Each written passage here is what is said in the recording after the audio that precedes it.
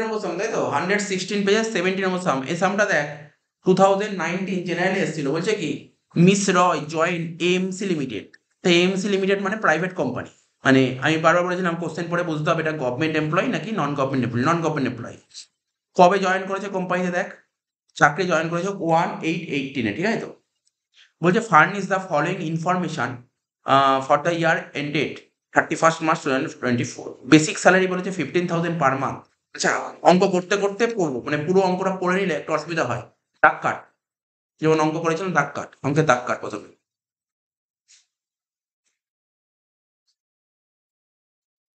ঠিক আছে, রুপিসের দুটো ঘর হবে, দাগ কাট। ঠিক আছে, রুপিসের দুটো ঘর হবে, দাগ কাট। দাগ কাটা হয়ে গেছে। দাগ কাটা হয়ে গেলে লেখ পার্টিকুলার্স। লিখবো কি পার্টিকুলার্স, তারপর লিখবো কি রুপিস। পার্টিকুলার্স এর পর লিখবো কি রুপিস। ঠিক আছে, পার্টিকুলার্স এর পর লিখবো রুপিস।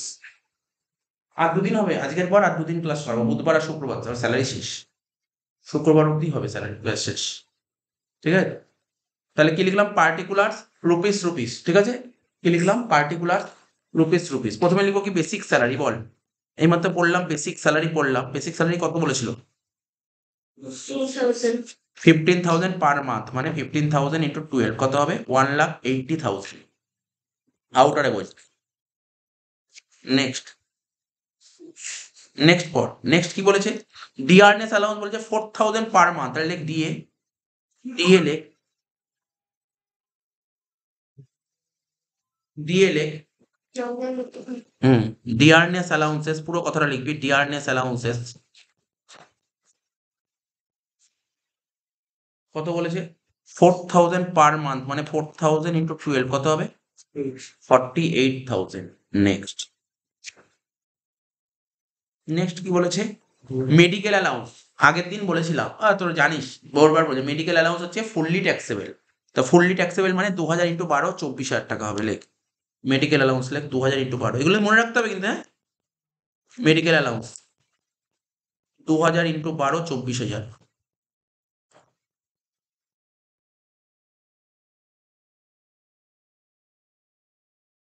নেক্সট কি বলেছে চিলড্রেন এডুকেশন অ্যালাউন্স। কত টাকা করে পাচ্ছিস দেখ 500 টাকা করে পাচ্ছিস। কত টাকা করে পাচ্ছিস 500 টাকা করে। এক মাসে 500 হলে 12 মাসে 500 ইন্টু 12। চিলড্রেন কটা ছিল একটা, তাহলে 500 ইন্টু 12 ইন্টু 1 লেখ। ইনারে লিখবি। হ্যাঁ, চিলড্রেন লেখ children education allowances. Children education allowances 500 into 12 into 1 কত হবে 6,000 টাকা, তাই তো। আর চিলড্রেন এডুকেশন অ্যালাউন্স, তাই তো বলেছিলাম চিলড্রেন অ্যালাউন্সে কত টাকা করে ছাড় পাওয়া যায় 100 টাকা। 100 টাকা করে চিলড্রেন অ্যালাউন্সে 100 টাকা করে ছাড় পাওয়া যায়। লিখবো এক্সেমশন, লেখ এক্সেমশন। এক্সেমশন 100 টাকা করে ছাড় পাওয়া যায়, 100 টাকা করে ইন্টু 12 মাস বলে। যেহেতু চিলড্রেন 1 ছিল তাই 1 লিখবো, কারণ না ম্যাক্সিমাম কতজন চিলড্রেন জন্য ছাড় পাওয়া যায় 2 জনের জন্য। এখানে 1 আছে বলে 1 লিখলাম। ঠিক আছে তো, তাহলে কত হবে 1200। 6,000 থেকে 1200 বাদ দিলে 4,800 হয়। ঠিক আছে তো, প্রতিটা পয়েন্ট ধরে ধরে করতে হবে। বেসিক হলো, ডিএ হলো, মেডিকেল অ্যালাউন্স হলো, চিলড্রেন এডুকেশন অ্যালাউন্স হলো। ঠিক আছে তো, এবার কি বলেছিল দেখ হাউস রেন্ট অ্যালাউন্সেস কত করে বলেছিল দেখ। আমি এইচআর এর টাকা পাচ্ছি কত করে, এইচআরে শিখিয়েছিলাম হাউস রেন্ট অ্যালাউন্সেস জানিস। হাউস রেন্ট অ্যালাউন্সেস মানে বুঝতে পারছিস হাউস রেন্ট অ্যালাউন্স জিনিসটা কি। মানে ধর এমন মানে তুই হাউস রেন্ট অ্যালাউন্স কোম্পানি থেকে পাওয়া যায়, যারা চাকরি বাকরি করে। যারা চাকরি করে না তারা কোম্পানি থেকে এইচআর টাকা পায়। অ্যাকচুয়ালি যারা চাকরি করে তারা কোম্পানি থেকে এইচআর টাকাও দিতে পারে, আর না হলে রেন্ট ফি অ্যাকশন দেয়। আজকে তুই কলকাতা শহরে থাকছিস, চাকরি পেয়েছিস ধর বোম্বেতে, তাহলে বোম্বেতে থাকতে গেলে বোম্বেতে চাকরি করলে বোম্বে থাকতে হবে, তো বোম্বে থাকতে গেলে একটা থাকার জায়গা লাগবে তো। বোম্বে থাকার জায়গা লাগবে তো, হয় মালিক তার নিজের বাড়িতে রাখবে, আর নিজের বাড়িতে জায়গা না থাকলে মালিক ভাড়া করে দেবে। আদারওয়াইজ মালিক বলবে নাও তোমাকে আমি অ্যালাউন্স দিলাম, হাউস রেন্ট অ্যালাউন্স দিলাম, তুমি ঘর দেখে নাও। এটাই তো বলেছে হাউস রেন্ট অ্যালাউন্স। তো কত টাকা করে অ্যালাউন্স দিয়েছে দেখ, কত টাকা করে অ্যালাউন্স দিয়েছে 2,000 টাকা করে অ্যালাউন্স দিয়েছে। তাই তো, তো এখানে লেখ হাউস রেন্ট অ্যালাউন্সেস, লেখ অঙ্কের মধ্যে লেখ হাউস রেন্ট অ্যালাউন্স কত টাকা করে দিয়েছে 2,000 টাকা করে দিয়েছে। তাহলে 2,000 টাকা করে দিলে কত হবে 2,000 ইন্টু 12 24,000 টাকা, তাই তো। প্রথম ঘরে লেখ 24,000 টাকা, তাই তো। এর থেকে কি মাইনাস করবো এক্সেমশন, লেখ এক্সেমশন থেকে মাইনাস করে exemption. Under section 10 under section 10 clause 13A will be list of the following, will be list of the following, will be list of the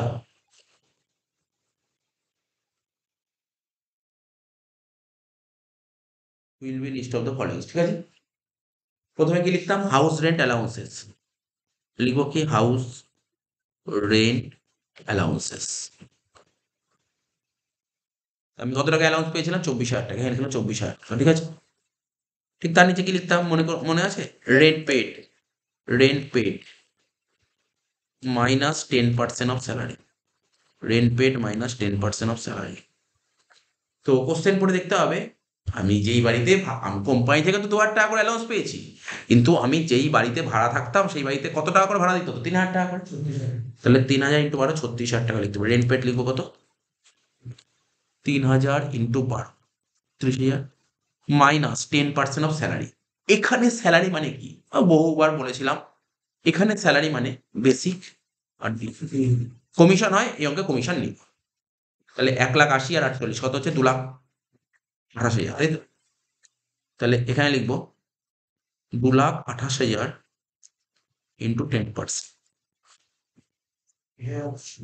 তাহলে এখানে কত হচ্ছে, এখানে দেখাচ্ছি 36,000 দেখাতে হবে, 36,000 মাইনাস 22,800, 13,200 হয়ে গেল। আর লাস্ট কোন শহরে ভাড়া নিয়েছিলাম, কলকাতা। কলকাতায় ভাড়া নিলে 50% অফ স্যালারি, লিখবো 50% অফ স্যালারি। তো স্যালারি তো 2,28,000 বেরোলো, তো 2,28,000 উপর 50%, 1,14,000। এই তিনটের মধ্যে ছোট কোনটা, এই তিনটের 13,200। এবার 24,000 থেকে 13,200 মাইনাস করবে, 24,000 থেকে 13,200 মাইনাস করবে, 10,800। এই হলো এই চারে, এই চারে 10,800 বেরিয়ে গেল কি সুন্দরভাবে।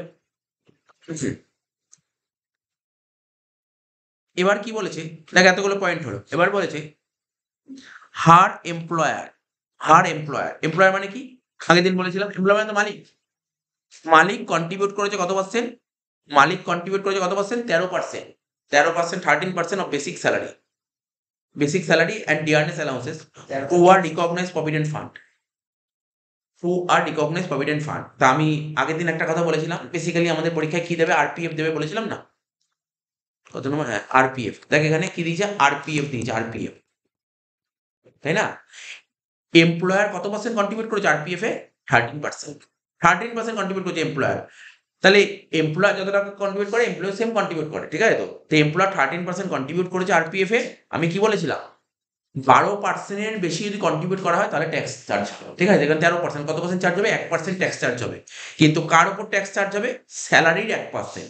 স্যালারি বলতে কি বোঝায়, বেসিক প্লাস ডিএ, এখানে বলেও দিয়েছে, দেখ ওরা সুন্দর করে বলেছে, বেসিক আর ডিএ, বেসিক আর ডিএ যত হবে যোগ করে তার উপর 1% চাপাতে হবে। তাহলে লিখ, এখানে লিখ,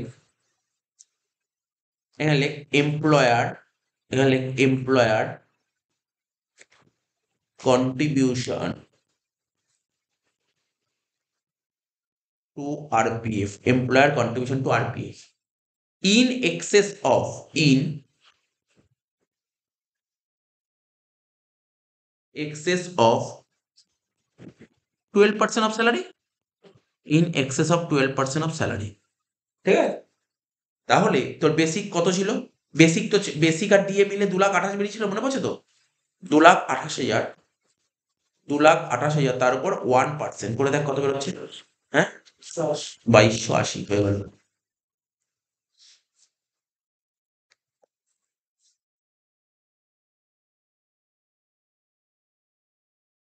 নেক্সট কি বলেছে, এটা হয়ে গেল। এবার বলেছে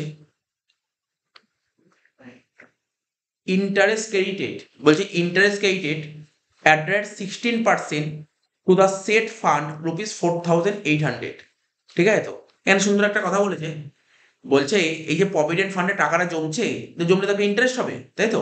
তো যেই ফান্ডে টাকাটা রেখেছিল, যেখানে যেখানে টাকা রেখেছিল সেখান থেকে কত পার্সেন্ট ইন্টারেস্ট, 16%। বলা হয়েছে 9.5-এর বেশি যদি ইন্টারেস্ট হয় তাহলে ট্যাক্সেবল হবে, তাহলে 16% আছে। তাহলে interest credited two RPF, interest credited two RPF, ঠিক আছে, in access of 9.5% per annum। তো টাকাটা কত ছিল ইন্টারেস্ট দেখ, 4,800 টাকা, তাই তো? 16% ক্যালকুলেশন করে 4,800 বেরিয়েছে, তাই তো? 16% 4,800 বেরিয়েছে, তাহলে কতটা এক্সট্রা আছে? 6.5। 6.5 এ কত? তাহলে 4,800/16 ইন্টু 6.5 করে দেখ কত বেরোচ্ছে।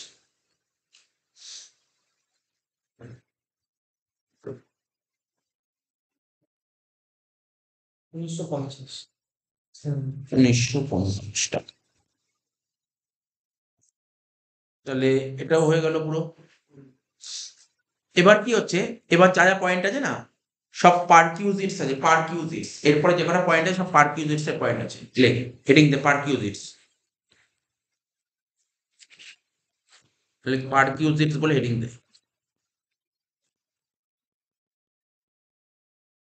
সেকশন কি? Under section 17 clause 2। ভালো করে শুনবি এই জায়গাটা, পারকিউজিটস কি বলেছে, কারের কথা বলেছে, কার, ঠিক আছে তো? বলছে কি, সি ইজ প্রোভাইডেড, আগের দিন কার বুঝেছিলাম না, সি ইজ প্রোভাইডেড, মানে এখানে ভদ্রমহিলার নাম কি ছিল দেখতো, মিস রয়। আচ্ছা, মিস রয়কে মোটর কার প্রোভাইড করা হয়েছে। যেই মোটর কার প্রোভাইড করা, সেই মোটর কারের ক্যাপাসিটি কত? 1.6 লিটার, ঠিক আছে? এই মোটর কারটা ওন করছিল কে? Employer, along with a driver, শুধু কার দেয়নি, সঙ্গে সঙ্গে ওকে ড্রাইভারও দিয়েছে, ঠিক আছে? দ্য ফেসিলিটি ইজ ইউজড, এই কারটা যে ইউজ করা হচ্ছে কি পারপাসে? বোথ পারপাসে, অফিসিয়াল অ্যান্ড প্রাইভেট। পুরো খরচা করেছে কে? এমপ্লয়ার করেছে, পুরো খরচা কে করেছে? এমপ্লয়ার করেছে। আমি আমি আগের দিন একটা সুন্দর একটা চার্ট বলেছিলাম, মানে মনে রাখার জন্য, আর কি পরীক্ষায় লিখতে হয় না। প্রথমে লিখবো ওন্ড, না না এটা just বোঝাচ্ছি, ওন্ড, তাহলে ওন্ড করেছিল কে? ওন্ড হচ্ছে এমপ্লয়ার, ওন্ড হচ্ছে এমপ্লয়ার, ঠিক আছে তো? আচ্ছা, গাড়ির ক্যাপাসিটি কি ছিল? ক্যাপাসিটি 1.6, গাড়ির ক্যাপাসিটি ছিল 1.6। রানিং অ্যান্ড মেনটেন্যান্স এক্সপেন্সেস কে করেছে? এমপ্লয়ার। আর ইউজ কি পারপাস? বোথ। বলেছিলাম আগের দিন, রুল বলেছিলাম, যদি 1.6 হয় তখন কি ছিল নিয়ম? 1800 প্লাস 900 ইন্টু 12, এখানে তো 1.6 বলে দিয়েছে, যদি 1.6 বা আপ টু বলতে পারিস, 1.6 এর কম হলেও এটাই হবে, 1800 প্লাস 900 ইন্টু 12, তাই তো? তাহলে এখানে কার বুঝে গেলে, আমি এটা সুন্দর করে ধরে ধরে ভয় দিলাম, কার তো থাকবেই পরীক্ষার হলে গিয়ে দেখবি কার পাবি, কারের পয়েন্ট। তাহলে কার কি লিখবি? এই পার্কিউজিটস যে লিখলি এখানে, এখানে লিখবি কার, এখানে লিখ কার, ব্যাকেটে লিখবি 1800 প্লাস 900 ইন্টু 12, কত হচ্ছে? 32,400 টাকা, 32,400 কার হয়ে গেল, 32,400,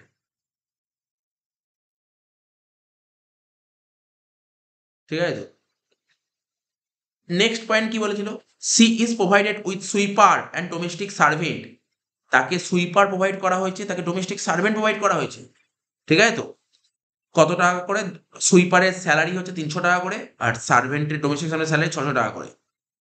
বলছে the payment for which the made by employer, payment কে করে দিচ্ছে? মালিক করে দিচ্ছে। আর মালিক যদি কোনো পেমেন্ট করে দিচ্ছে, সেটা পারকুইজিটস। আমি আগে বলেছিলাম মালিক যদি পেমেন্ট করে দেয় তাহলে আমি বেনিফিট পাচ্ছি, আর বেনিফিট পেলে তাকে পারকুইজিটস বলে।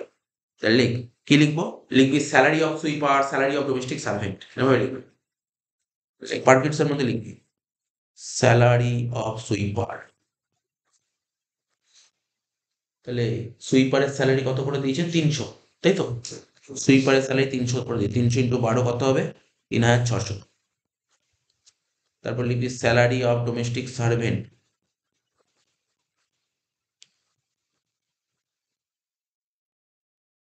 ডোমেস্টিক সার্ভেন্ট কত বলেছিল বল? 600 টাকা, তাহলে 600 ইন্টু 12 কত হবে? 7,200, ঠিক আছে? সুন্দরভাবে হয়ে গেল এটা, এত অব্দি ক্লিয়ার? আর অল্প একটু বাকি। বলছে ইনকাম ট্যাক্স 3,000 টাকা, প্রফেশনাল ট্যাক্স 1,200 টাকা, আর ডিডাক্টেড ফ্রম হার স্যালারি, মানে যে এমপ্লয়ি তার স্যালারি থেকে ইনকাম ট্যাক্সের টাকা কেটে নিচ্ছে 3,000 টাকা, আর প্রফেশনাল ট্যাক্সের টাকা কেটে নিচ্ছে কত টাকা? 1,200 টাকা, ঠিক আছে তো? তাহলে ভাই আমার থেকে টাকা কাটছে, আমি চাকরি করতে গিয়ে আমার থেকে টাকা কাটছে, তো স্যালারি তো নয়, স্যার টাকা কাটলে তো স্যালারি হয় না, যদি দিত তাহলে স্যালারি দিচ্ছে তো না, টাকা কাটছে, এটা স্যালারির মধ্যে পড়বে না, স্যালারির মধ্যে আসবে না, এটা মাথায় রাখবে। বলছে হার পার্সোনাল ইলেকট্রিক বিল, মানে আমার পার্সোনাল ইলেকট্রিক বিল 5,000 টাকা মালিক দিয়ে দিই, এটা পার ইউনিট, ইলেকট্রিক বিল 5,000 টাকা পার ইউনিটের মধ্যে লিখ। তাহলে বুঝতে পারলি, যদি কোনো পয়েন্টই না জানাও থাকে, যদি মালিক কিছু দেয় সেটা পার ইউনিটের মধ্যেই পড়বে, মালিকের থেকে কিছু পেলে সেটা পার ইউনিটের মধ্যে পড়ে, ঠিক আছে। তাহলে কি লিখবো, ইলেকট্রিক বিল কত টাকা, 5,000। আমি লিখলাম না, তোরা লেখ, পুরো কথাটা লিখবি, electric bill paid by the employer, পুরো কথাটা লিখতে হয়, হ্যাঁ, পেড বাই দ্য এমপ্লয়ার, কত টাকা, 5,000 টাকা, তাই তো, যোগ করে দে, মোটামুটি শেষ তো, যোগ কর, পুরো অঙ্কটা যোগ কর, যতগুলো ভ্যালু ছিল সব ভ্যালুগুলো একটা করে যোগ কর।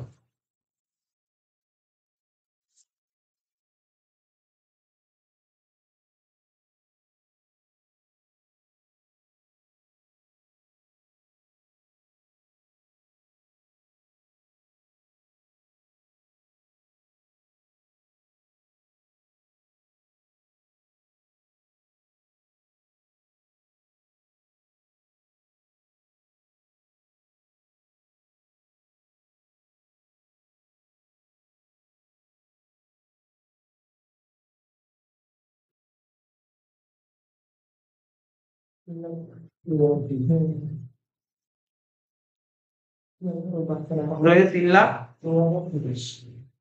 3,20,300, 3,20,30, যেটা বেরোলো তাকে বলা হয় গ্রস ইনকাম ফ্রম স্যালারি, যেটা বেরোলো তাকে বলা হবে গ্রস ইনকাম ফ্রম স্যালারি। এর থেকে মাইনাস করবো কি, ডিডাকশন আন্ডার সেকশন 60, তো দাগ দিলাম, মনে পড়ে ডিডাকশন আন্ডার 16, তিনটে ডিডাকশন বাদ যায়, একটা স্ট্যান্ডার্ড ডিডাকশন, একটা এন্টারটেনমেন্ট অ্যালাউন্সেস, একটা প্রফেশনাল ট্যাক্স। তাহলে প্রথমে লিখবো কি, স্ট্যান্ডার্ড ডিডাকশন, কত টাকা বলেছিলাম স্ট্যান্ডার্ড ডিডাকশন, এবার তো বলেছিলাম কিন্তু স্ট্যান্ডার্ড ডিডাকশন কত টাকা বাদ যাবে, কোশ্চেনে কখন থাকবে নাকি, কোশ্চেন খুঁজছিস, স্ট্যান্ডার্ড ডিডাকশন 50,000 টাকা ছাড় পাওয়া যায়, এটা মুখস্থ রাখতে হবে। আর প্রফেশনাল ট্যাক্স, কারণ এন্টারটেনমেন্ট এখানে আসবে না, বারবার বললাম, আমি থিওরিটা যখন বললাম তখন বললাম, এন্টারটেনমেন্ট অ্যালাউন্সেস এক্সেমশনটা কারা পায়, যারা গভর্নমেন্ট সার্ভিস করে, নন গভর্নমেন্ট। এখানে কি লিখবো, প্রফেশনাল ট্যাক্স, কত টাকা ছিল প্রফেশনাল ট্যাক্স, দেখ তো স্যালারি থেকে কত টাকা কেটেছিল প্রফেশনাল ট্যাক্স, 1,200 টাকা, 1,200 টাকা লিখ, তাহলে 50,000 আর 1,200 যোগ করে কত হচ্ছে, 51,200, বাদ দে, অঙ্ক শেষ, হচ্ছে ইনকাম ফ্রম স্যালারি।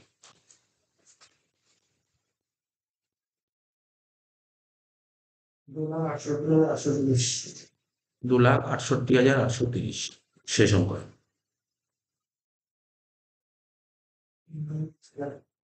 দেখ 92 পেজের কোশ্চেন নাম্বার 8, ঠিক আছে তো, এই অঙ্কটা 2014 এসেছিল, বুঝিস তো, ভালো অঙ্ক, দেখি কোশ্চেনটা পর। বলছে Irfan furnishes the following details of his salary income for the financial year 23-24, basic salary বলে দিয়েছে কত। তো আমি কি বললাম, আগের অঙ্ক করার সময় একটা কথা বললাম যে এই কোশ্চেনটা পড়বি, পড়তে পড়তে অঙ্ক করবি, তাহলে ভালো হবে, ঠিক আছে তো। লেখ, দাগ কাট, দাগটা কেটে নে আগে।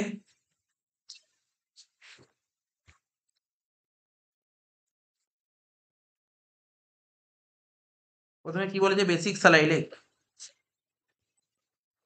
প্রথমে লেখ বেসিক স্যালারি, কত বলেছিল বেসিক স্যালারি বল, 50,000 পার মান্থ, তাহলে 50,000 12 হবে 6 lakhs, আউটার বসিয়ে দে। নেক্সট কি বলেছিল, ডিয়ারনেস অ্যালাউন্সেস 25,000 পার মান্থ, তাহলে কর দিয়ে লেখ 25,000 পার মান্থ, 25,000 12 কত হবে, 3 lakhs, ঠিক আছে।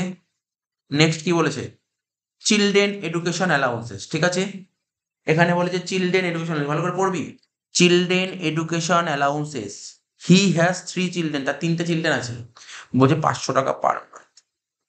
এখানে না কোশ্চেনে না ক্লিয়ার ভাবে বলেনি একটা চিলড্রেনের জন্য 500 টাকা পেয়েছে, এখানে ভালো করে বুঝবি কিন্তু, আগে যতগুলো অঙ্ক করলি প্রতিটা অঙ্কে বলে দিত ইচ চিলড্রেন, ইচ বলতো, এখানে কিন্তু ইচ চিলড্রেন বলেন, তার মানে 3টে চিলড্রেনের জন্য 500 টাকা পেয়েছিস, এটা কিন্তু ঘুরিয়ে দিয়েছে, এখানে কিন্তু ঘাবড়ে যাবি না, এখানে ভুল করে যদি 500 × 12 × 3 করে দিস, অঙ্কটা ওখানেই ভুল হয়ে যাবে, ঠিক আছে, এখানে 500 × 12 হবে, মানে 3টে চিলড্রেনের 500 টাকা। এখানে কোথাও বলেনি, আগের অঙ্কগুলো তুই ভালো করে পড়লে তুই বুঝতে পারবি কি ডিফারেন্স ছিল ওখানে। ওখানে লিখে ইচ চিলড্রেন লেখা ছিল, এখানে ইচ বলেনি। এক একটা চিলড্রেনের জন্য 500 টাকা করে বলেনি, এখানে 3টে চিলড্রেনকে 500 টাকা দিয়েছে। তাহলে চিলড্রেন এডুকেশন অ্যালাউন্সেস,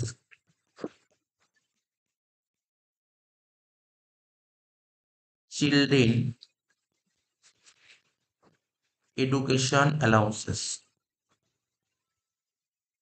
কত লিখবো? 500 ×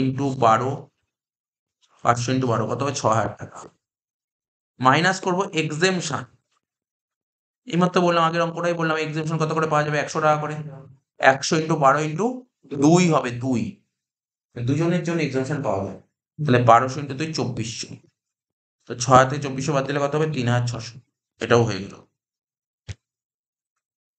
নেক্সট কি বলেছে দেখ, খুব সুন্দর কথা বলেছে, এমপ্লয়ার কন্ট্রিবিউশন টু আরপিএফ 10%। আসবে না, বোঝার চেষ্টা করে কেন আসবে না, এই মতো বললাম, 12% অব্দি তো ট্যাক্স ফ্রি। এমপ্লয়ার যে আরপিএফ এ কন্ট্রিবিউট করেছে কত পার্সেন্ট? 10% কন্ট্রিবিউট করেছে। তো রুল কি বলেছে? 12% অব্দি তো ফ্রি, 12% অব্দি কোনো ট্যাক্স চার্জই হবে না, 12-র উপরেও ট্যাক্স চার্জ হবে, তো 10% কেন ট্যাক্স চার্জ হবে?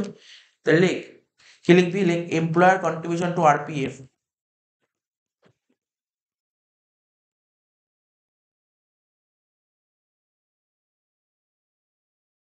Employer contribution to RPF in access of 12% of salary, হয় কি না?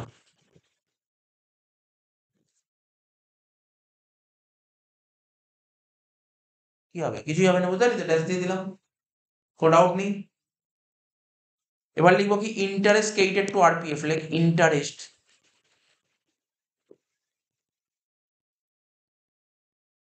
credited to RPF in excess of 9.5% per annum। তাহলে কত পার্সেন্ট বলছে? ইন্টারেস্ট 10%, তাহলে কত পার্সেন্ট ট্যাক্স হবে? 0.5। তাহলে ইন্টারেস্টের টাকাটা কত ছিল বল দেখি?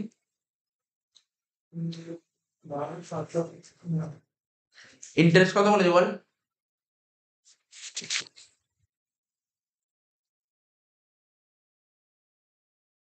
দেখি তো। বলছে interest on the accumulated balance of recognise provident fund, ঠিক আছে, 13% পার অ্যানাম বলেছে। তাহলে ইন্টারেস্ট বলছে 13% পার অ্যানাম,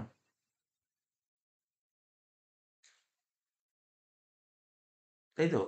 তাহলে করে ফেলটা কত হচ্ছে, করে দেখ তোদের কত বেরোচ্ছে।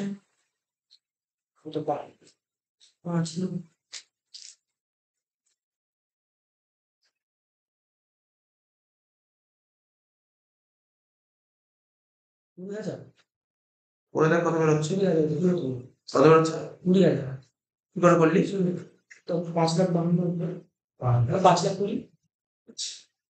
কি হবে? আগের অঙ্কটা শিখালাম তো। হ্যাঁ, 1,40,000 হবে, 1,40,000 হবে। যেভাবে করলি আগের অঙ্কগুলো, এই অঙ্কটাও সেম ভাবে হবে, না আর ঘাবড়ে যাওয়ার কি আছে।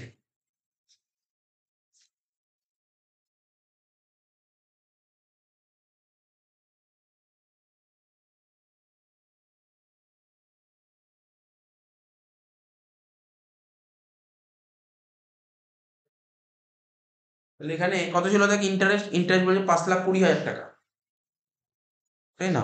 এখানে কত ছিল? 5,20,000 টাকা। কত পার্সেন্টেজে? 13%, তাই তো? তোরা 0.5 তখন বললি কেন? কারণ ইন্টারেস্ট 13% ছিল, ইন্টারেস্ট 13% ছিল, তাহলে কত এক্সট্রা কত হচ্ছে? 3.5। উল্টো পাল্টা বলছিস। 5,20,000/13 ইন্টু 3.5 কত হয়েছিল? 1,40,000। লেখ 1,40,000। Interest credited to RPF in excess of 9.5% per annum কত হবে? 1,40,000।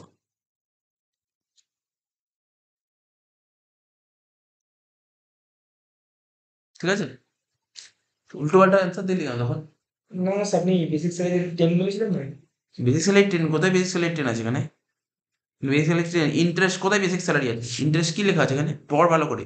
Interest on the accumulated balance of recognised provident fund 13%, 5,20,000 টাকা। কোশ্চেন পড় ভালো করে। হয়ে গেল তো অব্দি? এবার কি বলেছে? এবার হয়ে গেল, পার্ট বি চলে আসবে।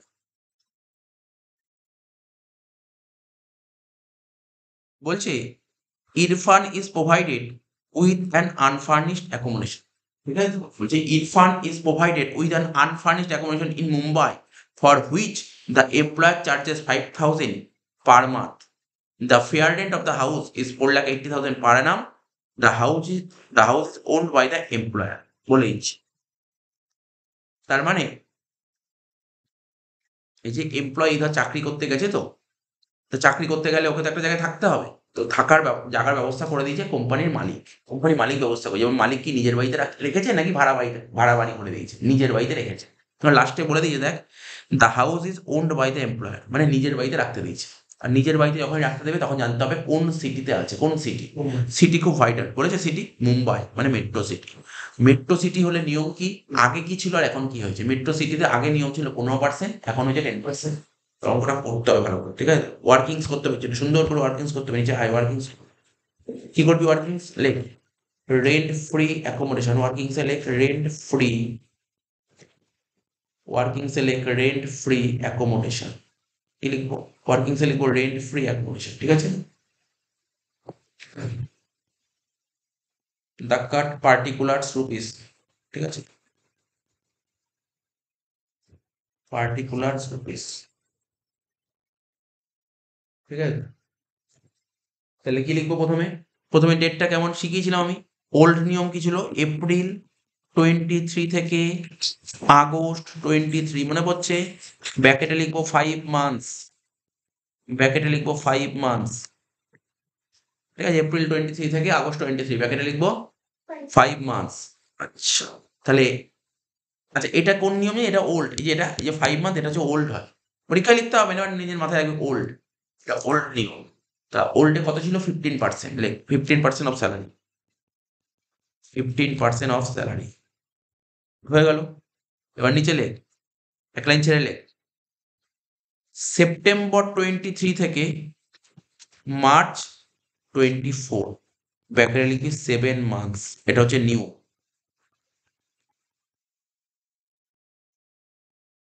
কি হবে এখানে, নতুনে কত হচ্ছে, 10% অফ স্যালারি। এগুলো মনে রাখতে হবে সব, যোগ করে এটা হবে, তাকে বলে আনফার্নিশড অ্যাকোমোডেশন। ভ্যালু বেরোবে এখানে একটা, এখানে একটা ভ্যালু, এখানে একটা ভ্যালু বেরোবে, দুটো ভ্যালু যোগ করে এটা হবে, তাকে বলে আনফার্নিশড অ্যাকোমোডেশন। পরে ভ্যালুটা বের করছি, আমাকে সাজিয়ে নিচ্ছি, আনফার্নিশড অ্যাকোমোডেশন। এবার এর সাথে কি যোগ করতে হয়, ফার্নিচার, মনে পড়ছে দিয়েছে, ফার্নিচার দেখে নিতে একটু, কি যোগ ফার্নিচার প্রোভাইড করে তোকে, মনে তো হচ্ছে না ফার্নিচার প্রোভাইড করেছে, দেখে নিচ্ছে একবার কোনো রকমের কোনো ফার্নিচার দিয়েছে কিনা। ও তো বলেই দিয়েছে আনফার্নিশড অ্যাকোমোডেশন, ওকে যে ঘর দিয়েছে সাজানো গোছানো ঘর দেয়নি, ওকে যেই ঘর প্রোভাইড করেছে সেই ঘরে কোনো ফার্নিচার ছিল না, আনফার্নিশড অ্যাকোমোডেশন দিয়েছে, তাহলে ফার্নিচার নেই। তো আমরা ভুল করেছিলাম, এখানে দেখিনি আর কি, তা ফার্নিচার হবে না এটা। হয়ে গেল এত অব্দি। কিন্তু এখানে একটা কথা বলেছে দেখ, এমপ্লয়ার কাছ থেকে কিছু চার্জ করেছে, দেখ একটা কথা বলেছিল, বলছে the employer charges 5,000 per month. Employer মানে মালিক চার্জ করে কার থেকে, এমপ্লয়ি থেকে। তাহলে 5,000 টাকা করে মাসে চার্জ করে, তাহলে বছরে কত, 60,000 টাকা। তাহলে কি লিখবি এখানে, এখানে লিখবি মাইনাস দিয়ে লিখবি রেন্ট চার্জড, এবার লিখবি rent charged by the employer, charged by the employer, rent charge by the employer. এটা কনসেশনাল রেন্ট দিয়েছে 60,000, এখানে দেখিয়ে দে 5,000 ইন্টু বার, আর যেটা বেরোবে তাকে বলে ভ্যালু অফ পার্ক ইউজেজ।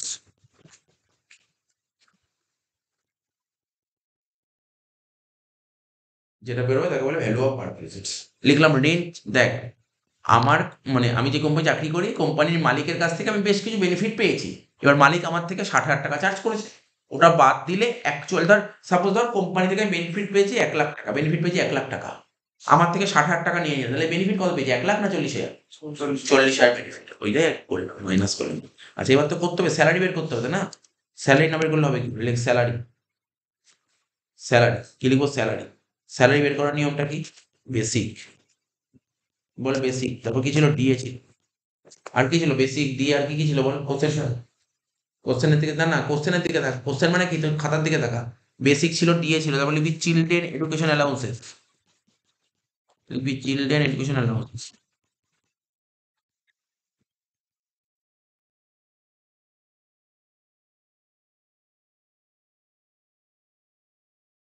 আর কি ছিল?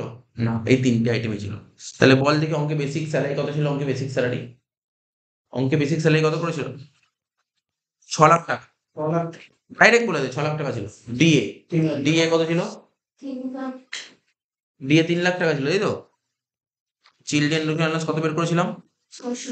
3,600। টোটাল করে দে, 9,03,600। 9,03,600 টোটাল 12 মাসের স্যালারি হয়ে গেল এটা, হ্যাঁ কি না?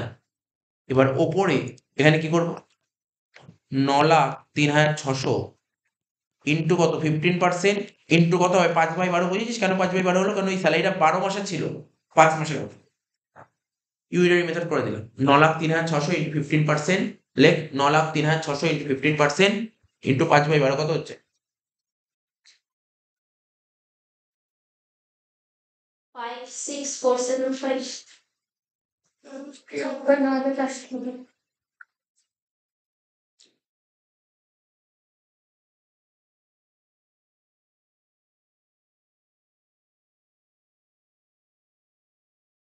কত পেয়েছে? 56,495। ঠিক আছে তো? আচ্ছা, তারপর এটা কত হবে? 9,03,600 ইন্টু 10% ইন্টু 7/12 কত হচ্ছে? 52,710। দুটো যোগ কর।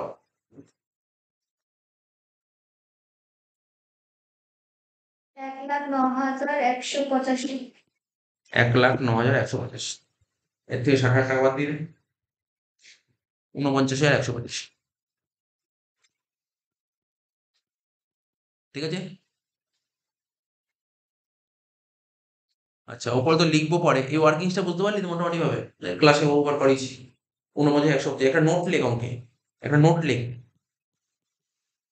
অঙ্কের মধ্যে লিখতে হবে এই নোটটা, হ্যাঁ? কি লিখতে হবে দেখ, লেখ। ইট ইজ অ্যাজিউম দ্যাট, লেখ ইট ইজ অ্যাজিউম দ্যাট, লেখ ইট ইজ অ্যাজিউম দ্যাট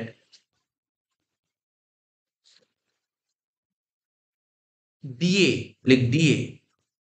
ডিএ মানে বুঝছিস? Dearness allowances. ইট ইজ, আমরা ধরে নিচ্ছি কি ডিএটা, যা ডি এর ব্র্যাকেটে কিছু বলেছিল আগের অঙ্কগুলো সবকটা বলতো ফর্মিং পার্ট অফ স্যালারি। আমাকে বলেছিল ফর্মিং পার্ট অফ স্যালারি। তার মানে আমি ডিএটাকে কি ধরেছি জানিস? ফর্মিং পার্ট অফ স্যালারি ধরেছি, এটাই লিখতে হবে। এবার তুই নাও ধরতে পারতি, তুই যদি না ধরতি তাহলে লিখতে পারতি যে আমি ফর্মিং পার্ট অফ স্যালারি ধরছি। নট ফর্মিং তখন লেখাই থাকবে কোশ্চেন। না না না, লেখা নাও থাকতে পারে, কোশ্চেনে কিছুই লেখা নেই। কোশ্চেনে যখন কিছু লেখা নেই তখন তোকে তোকে তুই হয় ফর্মিং ধরেছিস নাই নট ফর্মিং ধরেছিস। যেটাই ধরবি সেটা তোকে প্রপারলি নোট দিতে হবে। যেটা ধরবি তার নোট দিতে হবে। তুই ডিএটাকে ফর্মিং ধরেছিস, তাই নোট দিতে হবে। তাই লিখলাম it is assume that DA, লেখ DA is forming part of salary. DA is forming part of salary. বুঝতে পারলি তো? তুই যদি not forming part of salary করতি তাহলে কিন্তু এখানে স্যালারি করার সময় ডিএ নিবি। এটাই আর কি বললাম, এটা নোটটা দিতে হবে। তাহলে কত বেরোলো? 49,185, তাই তো? তাহলে এখানে হেডিং দে, পার্ক ইউজিটস বলে হেডিং দে। আন্ডার সেকশন 17 ক্লজ 2 লিখবো রেন্ট ফ্রি অ্যাকোমোডেশন।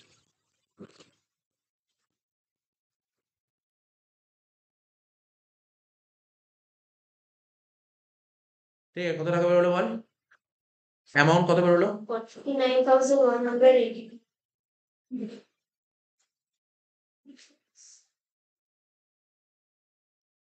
49,185। ঠিক আছে, রেন্ট ফ্রি অ্যাকোমোডেশন হয়ে গেল।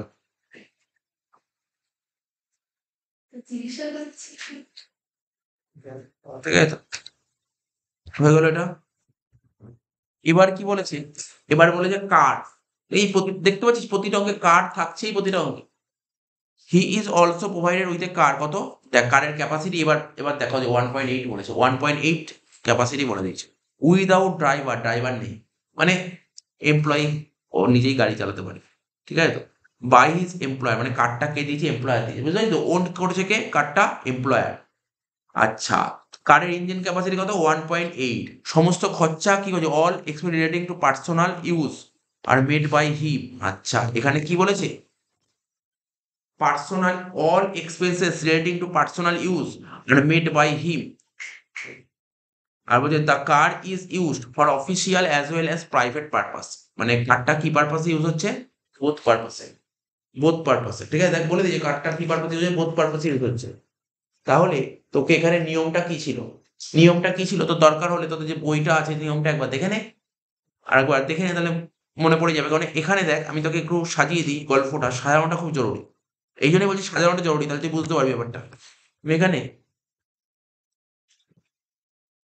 এখানে সাজাচ্ছি কি, ওন্ড, ওন্ড ওন্ড করেছে কে, কারটা এমপ্লয়ার, তাই তো। ইউজ কি, বোথ পারপাস, ঠিক আছে। ক্যাপাসিটি কি, ক্যাপাসিটি কারের 1.8 1.8। রানিং অ্যান্ড মেনটেন্স এক্সপেন্সেস কে করেছে, এমপ্লয়ি। এটা কিন্তু এমপ্লয়ার মানে, এটা এমপ্লয়ার বলে তো ইজিলি হয়ে যেত, যেহেতু প্রতিটা অঙ্কে থাকছিল। এখানে কে বলেছে, এমপ্লয়ি। তাহলে এর নিয়মটা কি ছিল, ভালো করে দেখ নিয়মটা কি ছিল। কত নম্বর পেজ ছিল, যদি বলে দিচ্ছি, পেজ নাম্বারটা বলছি। আমাদের যে বইয়ের পেজ নাম্বার ছিল, কত নম্বর পেজে বলে দিচ্ছি তো। চলে আয় পেজ নাম্বার 58-এ, চলে আয় পেজ নাম্বার 58-এ। আগের দিন বুঝিয়েছিলাম, আগের দিন এটাই বোঝালাম।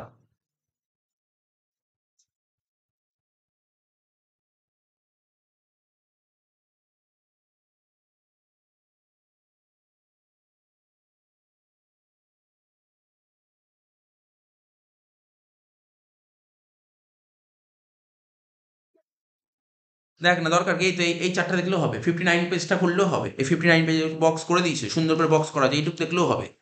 এই দেখ কি লেখা আছে, ওনারশিপ, কারের ওনারশিপ কার, এমপ্লয়ার। এক্সপেন্সেস কে করেছে, দেখ এমপ্লয়ি করেছে। ইউজ কি আছে, ইউজ, এখানে ইউজ কি পারপাস, বোথ পারপাস বলে দিয়েছে, ঠিক আছে তো। তাহলে কারের জন্য কত হবে, একটা 600 আর একটা 900। 600 কখন, যদি কারের ক্যাপাসিটি 1.6 হয় 600, আর কারের ক্যাপাসিটি যদি 1.6 ক্রস করে যায় তখন হয়ে যাবে 900। এখানে কারের ক্যাপাসিটি কত বলেছে, 1.8 তাহলে কত হবে, 900। ড্রাইভারের 900, ড্রাইভার তো নেই, লাগবে না বলেছে, তাহলে কত হবে, কারেক্ট আছে 900 একটু তাহলে বুঝতে পারছি ব্যাপারটা কি বলে দিচ্ছি। 10,000 এই ছোট ছোট জিনিসটাকে মনে রাখতে হবে, ব্যাস, অঙ্কের মধ্যে কিছু নেই। এখানে লেখ কার, কার লিখতে হবে কি, 900 ইন্টু বার, কত হচ্ছে 10,800 টাকা। 900 ইন্টু 12, 10,800, বুঝতে পারলি। তারপর কোশ্চেন পর, আমাদের কত নম্বর পেজ চলছিল বল দেখি। 92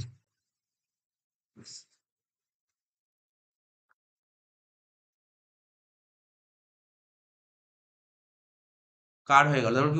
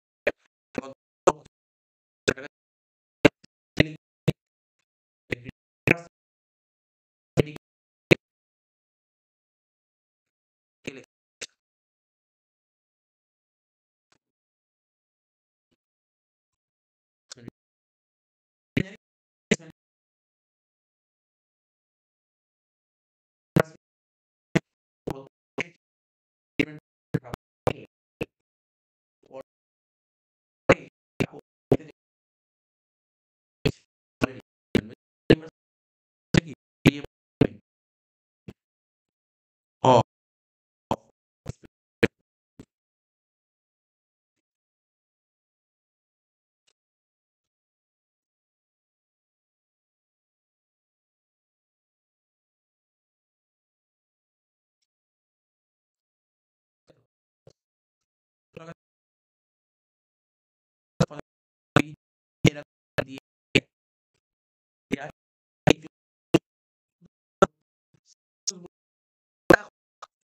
সিচুয়েশন নেই, সেই সিচুয়েশনটা কি বলতো,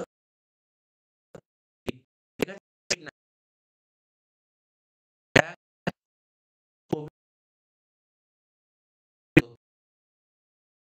তাহলে আমি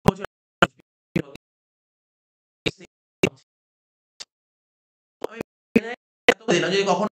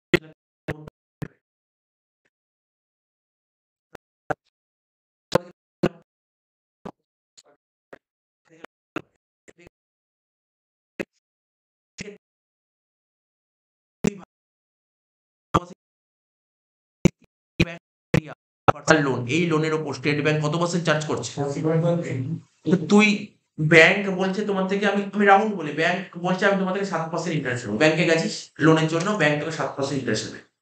পরে শুনলি যে তোর কোম্পানি থেকেও ফ্ল্যাট কেনার জন্য কোম্পানি থেকেও লোন পাওয়া যায়, ঠিক আছে? তো কোম্পানি থেকে কত পার্সেন্ট ইন্টারেস্ট নেবে? তোর থেকে 3% নেবে। তুই কি ব্যাংকে যাবি নাকি কোম্পানি থেকে লোন নেবে? কোম্পানি থেকে লোন নেবে।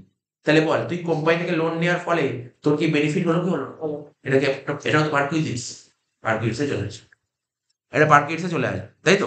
দেখ কত টাকা আসবে তোকে বলে দিচ্ছি, তাহলে বুঝতে পারলি পার্কিউজিসে আসবে। আর একটা কথা আমি আগের দিন বলেছিলাম কিন্তু জানি না, আমি আবার বলছি, একটু শুনে নে। লোন যদি 20,000 টাকার কম নিস তাহলে ট্যাক্স ফ্রি। 20,000 টাকার ওপর হলে, আগের দিন বলেছিলাম তো 20,000 টাকার উপরে ট্যাক্স দিতে হবে। এখানে কত টাকা? 25 লাখ টাকা, 20 লাখ টাকা, 20,000 টাকার উপরে ট্যাক্স দিতে হবে। স্যার কত টাকা ট্যাক্স দেবো? 25 লাখ টাকা ইন্টু কত পার্সেন্ট বলতে, ইন্টারেস্ট কত পার্সেন্ট হবে জানিস তো কত হবে? দেখ তুই পার্কিউজিস কোনটা, তুই 3 কি পার, এই দেখ 7.15 থেকে যদি 3.25 বাদ দিস, এটাই তো তোর পার্কিউজিস। বুঝতে পারলি তো? ক্যালকুলেট কর, 7.15 থেকে 3.25 বাদ 4. 4.2. মানে তুই অ্যাডভান্টেজ কত পেয়েছিস বলতে পারবি? অ্যাডভান্টেজ কিন্তু 4.25 পেয়েছিস। 3.9 আছে। যাই হোক, হয়তো ক্যালকুলেশন ভুল করে। 7.15 থেকে 3.25 বাদ দিলে কত বলছো? 4.9 হচ্ছে। না, 3.9, তাই তো? তাহলে কত? দেখ ভালো করে শোন, ঠিক আছে? ক্যালকুলেশন করে যেটা বেরিয়েছে এটা আলাদা ব্যাপার। মানে আমি বলতে চাইছি যে ব্যাপারটা, ধর আমি যদি ব্যাংকের থেকে লোন নিতাম, ব্যাংক আমার থেকে 7.15 নেবে, কিন্তু আমি কোম্পানি থেকে নেওয়ার ফলে কোম্পানি আমার থেকে 3.25 নিচ্ছে, তাহলে আমি অ্যাডভান্টেজ কত পেয়েছি? 3.9.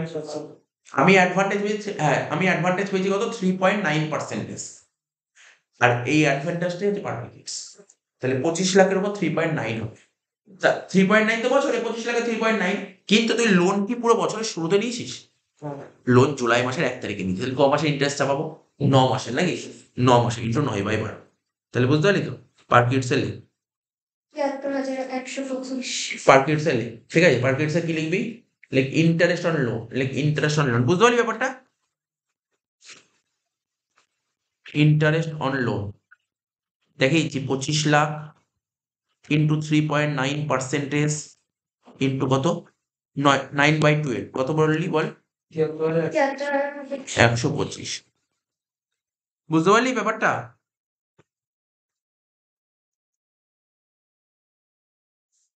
$73,125 লিখেছিস তো? 25 lakh into 3.9%. ইন্টু 9/12 হয়ে গেল। এরপরে কি বলেছে? ₹200 per month was deducted from his salary, তার স্যালারি থেকে 200 টাকা করে ডিডাক্ট করে প্রফেশনাল ট্যাক্স। লাস্টে হবে, শেষ হয়ে যোগ কর, অঙ্ক শেষ।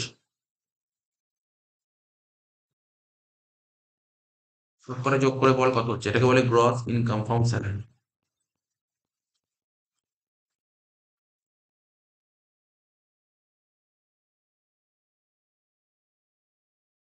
কত হয়ে যায়? 125,171, যেটা বলে গ্রস ইনকাম ফ্রম স্যালারি। এবার লেস ডিডাকশন, তাই তো? Deduction under section 16। প্রথমে কি লিখবো? স্ট্যান্ডার্ড ডিডাকশন কত টাকা? 50,000, 50,000। আর কি লিখবো? প্রফেশনাল ট্যাক্স,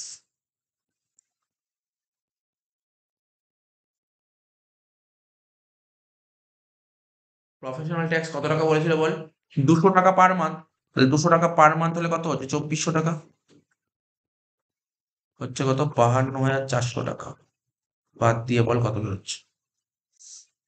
শেষ হবো। 1199, এটা হয়ে গেল ইনকাম ফ্রম স্যালারি। শেষ। যে অঙ্কটা করবো দেখ, 2015 এসেছিল, ঠিক আছে? 2015 অনার্সে এসেছিল, 9 নম্বর অঙ্ক, ঠিক আছে? কোশ্চেনটা তো পড়বোই, আর ভালো অঙ্ক। দেখ এই অঙ্কটা আমি এরকম একটা অঙ্ক খুঁজছিলাম। Mister Joydeep Das join Chittaranjan limited, মানে প্রাইভেট কোম্পানি। তো দেখতে পাচ্ছি যতগুলো অঙ্ক করলাম, লং স্যালারি, বড় বড় স্যালারি গুলো, সব কটা অঙ্ক কিন্তু প্রাইভেট কোম্পানি অঙ্ক ছিল। গভর্নমেন্ট কোম্পানি অঙ্ক নেই, ও আমার পিডিএফেও নেই গভর্নমেন্ট কোম্পানি, সব নন গভর্নমেন্টই দেয়। কবে জয়েন করেছে বল? ও ফেব্রুয়ারি, কবে জয়েন করে? দেখ February 1, 2022। দেখিস কবে জয়েন করেছে? অ্যাজ অ্যান অ্যাকাউন্টেন্ট কি হিসেবে জয়েন করেছে, অ্যাকাউন্টেন্ট হিসেবে, এবং ওর পে স্কেল কি বলেছে দেখ, পে স্কেল 12,000। তারপর ছিল 600, মানে কি জানিস, ও জবে চাকরিতে ঢুকেছিল তখন ওর স্যালারি ছিল 12,000 টাকা। প্রতি বছর ওর স্যালারি 600 টাকা করে বাড়বে। কবে বাড়বে স্যার, যেদিন চাকরিতে ঢুকেছিল সেই দিন করে বাড়বে। ফেব্রুয়ারি 1/22 ঢুকেছে, ঠিক পরের বছর 23 বাড়বে। ফেব্রুয়ারি 1/23 ওর স্যালারি হবে 12,600। ঠিক তারপরের বছর হবে কত বলতো, 13,200। ঠিক আছে, 12,600, তারপর 13,200, এই করে করে করে 15,000 অব্দি যাবে।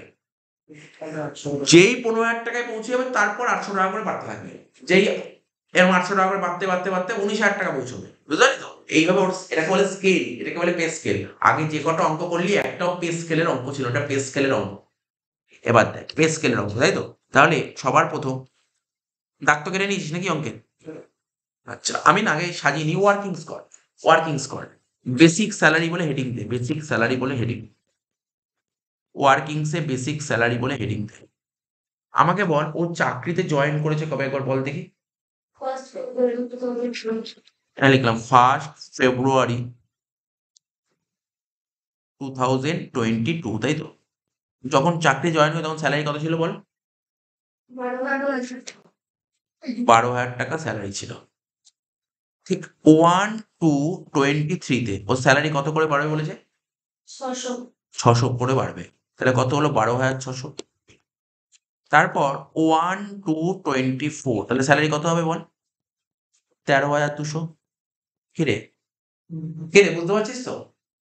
এইটুকু, এই যে আমি 3টে লাইন লিখলাম, 3টে লাইন লেখায় কোনো সমস্যা আছে? বুঝতে পেরেছিস?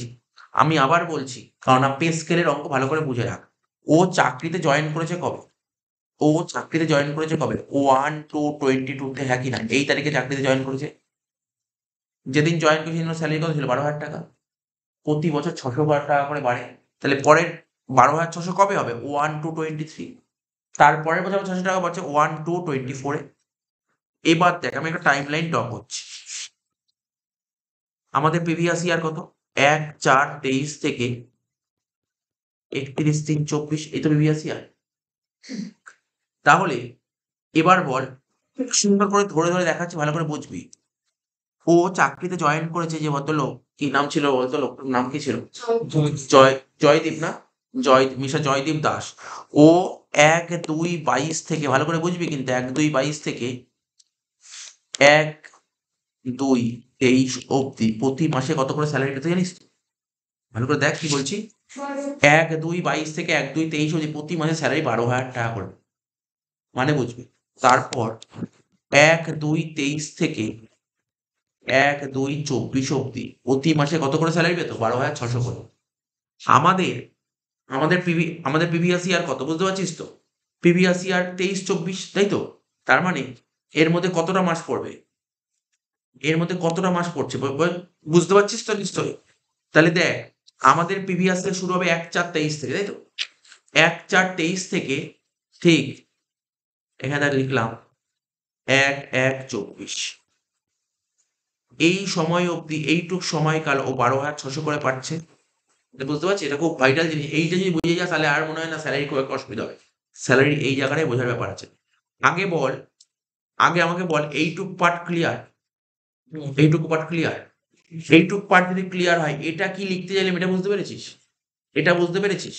তাহলে আমাদের প্রিভিয়াস ইয়ার তো 23-24, তাহলে ও 12,600 টাকা স্যালারি পাবে। দেখ ক মাস হচ্ছে, April, May, June, July, August, September, October, November, December, January, 12,600 10 মাস পাবে।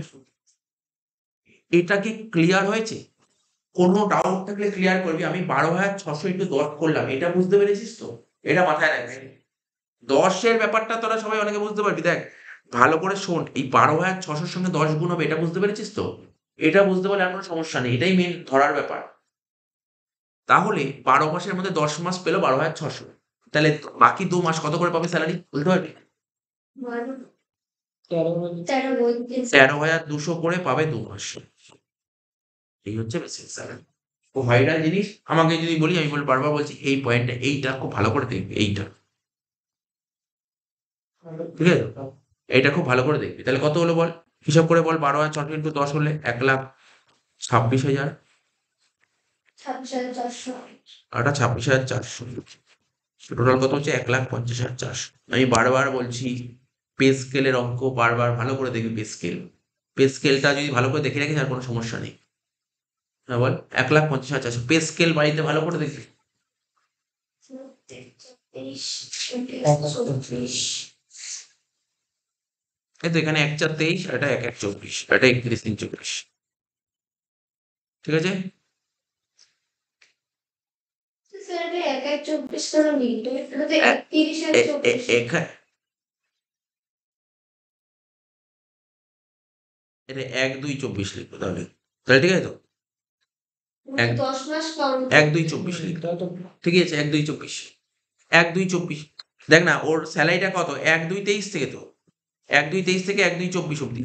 তাহলে 1,2,24 মানে আমি তো লিখে দিয়েছি 1,2,24, কোনো সমস্যা নেই, ওখানে এক একটা লেখা উচিত হয়নি। যাই হোক,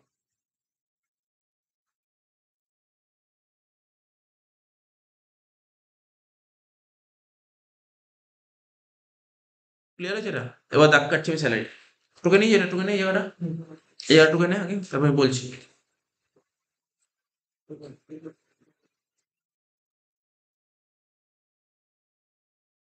তো হয়েছে,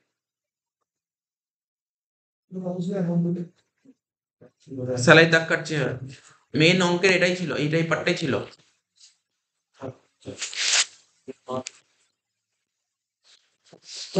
বেসিক স্যালারি, বেসিক স্যালারি কত হলো, 1,50,400 টাকা। নেক্সট কি বলেছিল বল, the company allow the the company allow to all employees 60% of basic pay as dearness allowances. তাহলে ডিএ কত বলেছে, বেসিক এর 60%। তাহলে ডিএ লেখ বেসিক এর 60%, মানে 1,50,400-র ওপর 60% করে দেখ কত বেরোচ্ছে। 90,040 90,240 ডিএ হয়ে গেল। কিন্তু ডি এর প্যাকেটে সুন্দর করে লিখে দিয়েছে, দেখ আর কিছু ধরতে হবে না, ফর্মিং পার্ট অফ স্যালারি বলে দিয়েছে ডি এর প্যাকেটে। আর কি বলেছে, and 15% of basic pay as house rent allowances. আমি এটা চাইছিলাম না, এই অঙ্কে আমি চাইছিলাম রেন্ট ফি অ্যাকাউন্টে থাকলে মজা লাগবে, এই ওপরে রেন্ট ফি থাকলে ভালো হতো, মানে একটা জিনিস দেখিয়ে দিতে পারতো। যাই হোক, রেন্ট ফি নেই, আমাকে এইচআরে দিয়েছে। বলছে এইচআরে কত বলেছে, ভালো করে দেখে নে। বলছে 15% of basic pay as house rent allowances. ঠিক আছে, তাহলে হাউস রেন্ট অ্যালাউন্স কত হবে, 15%। তাহলে হাউস রেন্ট অ্যালাউন্স না ওয়ার্কিংস কর, অঙ্কের মধ্যে করছি না, আলাদা করে ওয়ার্কিংস করে করছি। ঠিক আছে, লিখছি এখানে, কি লিখবো, হাউস রেন্ট অ্যালাউন্সেস। কত টাকা পেয়েছিস বল, কত টাকা করে বলেছে হাউস রেন্ট অ্যালাউন্স?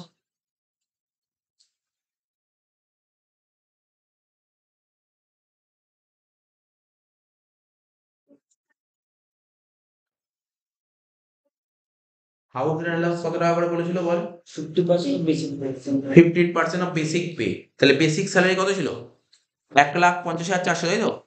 তার 15% কর, করে দেখ,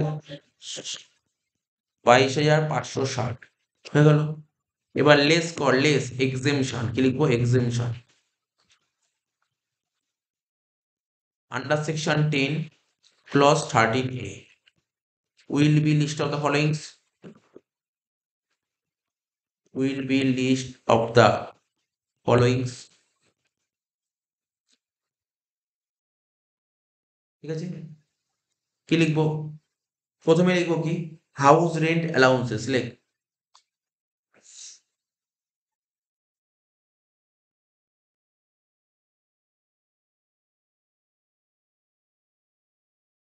প্রথমে লেখ হাউস রেন্ট অ্যালাউন্সেস, কত টাকা ছিল, 22,560, মনে পড়ছে তো? তারপর কি লিখবো, রেন্ট পেড, লেখ rent paid minus 10% of salary. তাহলে রেন্ট কত টাকা করে, বাড়ি ভাড়া দিয়েছিল কত করে বল, দেখে নে কোশ্চেনে রেন্ট কত টাকা করে পে করেছিল, কোশ্চেনটা পড়। 5,000 টাকা পার মান্থ। বলে দিয়েছিল, হুম। হ্যাঁ এটা তো 15% করলাম। এই রেন্ট পেড কোথায় বলেছে? নিচের দিকে বলেছে না? এই যে he paid house rent at 5,000 per month for his residence in Kolkata. কলকাতায় ও ঘর ভাড়া নিয়ে থাকছে, 5,000 টাকা করে ভাড়া দিতে হচ্ছে। তাহলে কত হবে এখানে রেন্ট পেড? এখানে লিখতে হবে 5,000 ইন্টু 12, 60,000 হবে, minus 10% of salary.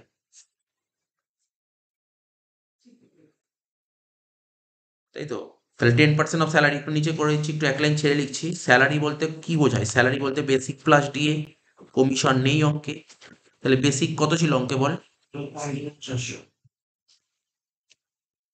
1,50,400। R DA কত বের করলাম? ডিএ কত বের করলাম? 90,240 90,240 দুটো যোগ করবো, কত হচ্ছে বল? দুটো যোগ করে বল কত হচ্ছে? 640 240,640। তাহলে কত হচ্ছে? 24,064। এখানে লিখবো 240,640, তার 10%। এখানে হচ্ছে 5,000 ইন্টু 12, 60,000, মাইনাস 240,640। তো 60,000 থেকে 240,640 মাইনাস করলে কত হচ্ছে দেখ?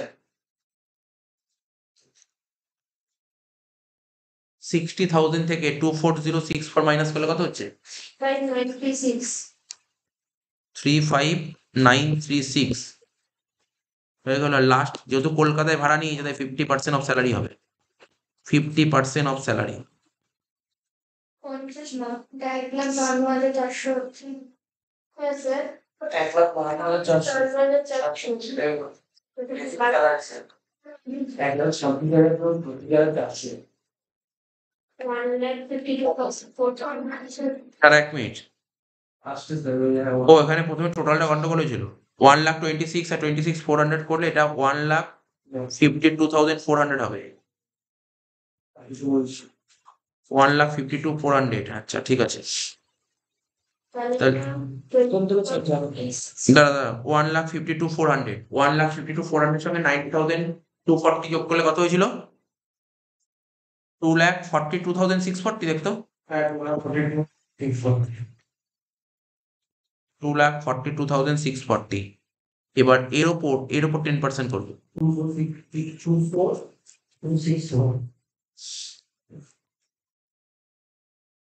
24,264। তাহলে 60,000 থেকে 24,264 মাইনাস করে কত হচ্ছে? 35,000, 35,736। ঠিক আছে, এবার 50% অফ স্যালারি করো। 242,640 এর ওপর 50% কত হচ্ছে?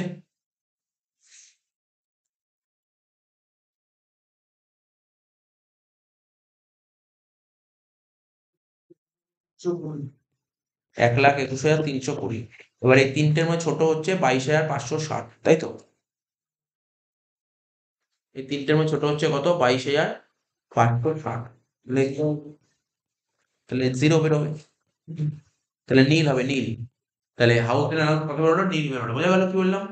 সুন্দরভাবে হয়ে গেল, নীল বেরোলো। ঠিক আছে, 22 কত বেরোলো? নীল বেরোলো। এইচ আর নীল, মেন অঙ্কে নিয়ে লিখে দে। হাউস রেন্ট অ্যালাউন্সেস লেখ নীল। হাউস রেন্ট অ্যালাউন্সেস লেখ নীল।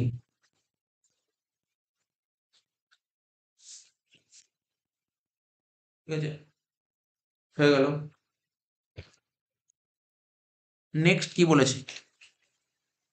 বলছে during the previous year 23-24 Mister Das also receive children hostel allowances. Hostel বলেছে, এডুকেশন বলেনি। হোস্টেল অ্যালাউন্সেস, হোস্টেল অ্যালাউন্স কত টাকা করে পাচ্ছে? 1,000 টাকা পার মান্থ পাচ্ছে।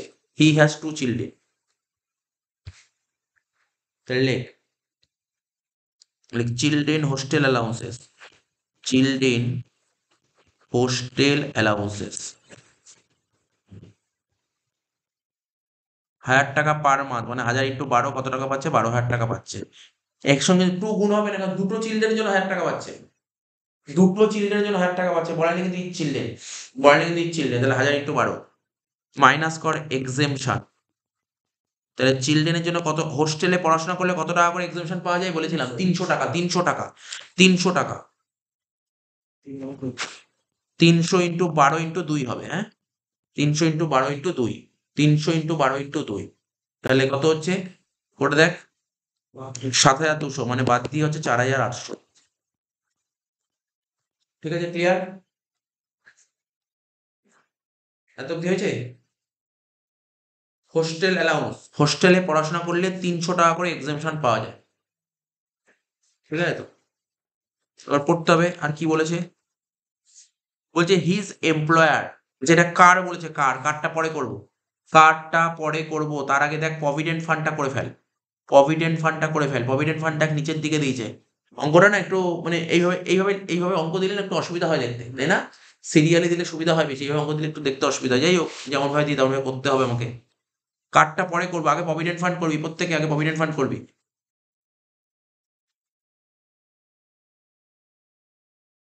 প্রভিডেন্ট ফান্ডটা দেখ পর, প্রভিডেন্ট ফান্ড কি বলেছে? বলছে both mister Das and his employer contributed 14% of salary to RPF. তাহলে কত 14% আসবে? তাহলে employer contribution to RPF, like employer contribution to RPF,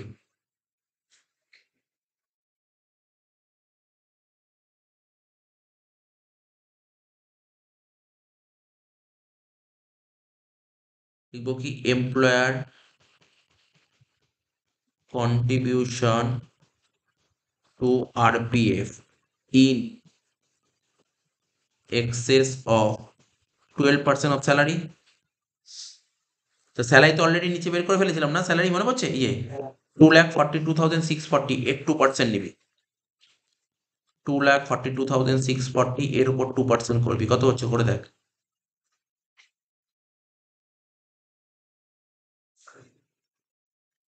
528, হ্যাঁ 48,528 কত বেরিয়েছে? 485.8, 485, 2.8 মানে 5 আছে। হ্যাঁ তাহলে 4853 হবে তো, 4853 হবে। কত বেরিয়েছে? করেছি এটা, কত বেরিয়েছে? কি লিখলি? লেখ এটা এমপ্লয়ার কন্ট্রিবিউশন টু RPF, লেখ employer contribution to RPF in access of 12% of 12% of salary. কত হবে? স্যালারি তো বের করেছি নিচে, নিচে ওয়ার্কিংস করে বের করলাম না, বেসিক প্লাস ডিএ করে 242,640 ইন্টু 12%, সরি 2% ইন্টু 2%, কারণ 12% এর বেশি কত হচ্ছে? 14% দিয়েছে, 12% বেশি 2% হবে, তাহলে করে কত হয়? 48 স্যালারি। যেটা বেরোলো স্যালারিটা চেঞ্জ হয়নি, মানে ডিএফ আর একটা হচ্ছে বেসিক স্যালারি এসছে তো। হ্যাঁ তো বেসিক তো ছিল 1,52,400 আর ডিএ ছিল 90,240। 91,440 হবে তো, কারণ বেসিক স্যালারি তো চেঞ্জ হলো। ও আচ্ছা, এটা তো চেঞ্জ হবে, এটা আমাকে একটা ক্যালকুলেটর দে। হ্যাঁ আমার একটা ক্যালকুলেটর দে। এখানে বেসিক ছিল 1,52,400, তাই 1,52,400 60% হবে। 440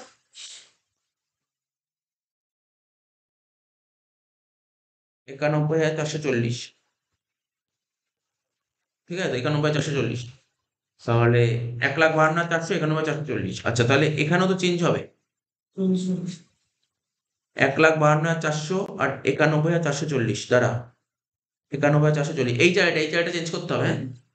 তাহলে 1,52,400 প্লাস 91,440 কত হচ্ছে? 2,43,840,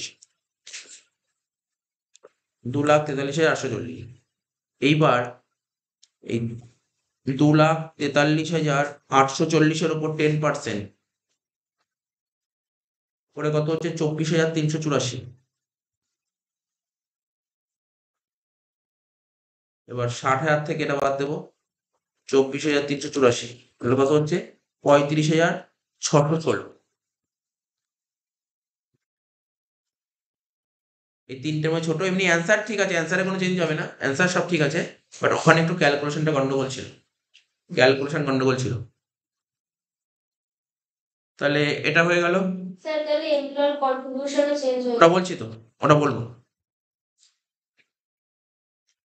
তাহলে এখানে হবে 2,43,840,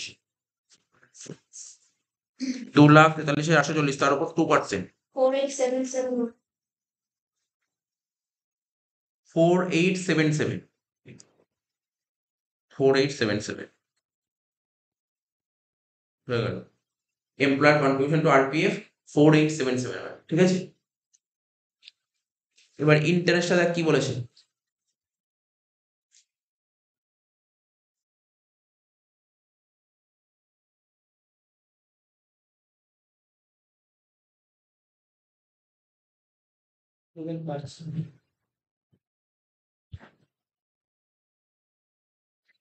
এবার কি বলেছিল দেখ, ইন্টারেস্টটা দেখি কি বলেছে। বলছে ইন্টারেস্ট ক্রেডিটেড টু আরপিএফ 11%, তাহলে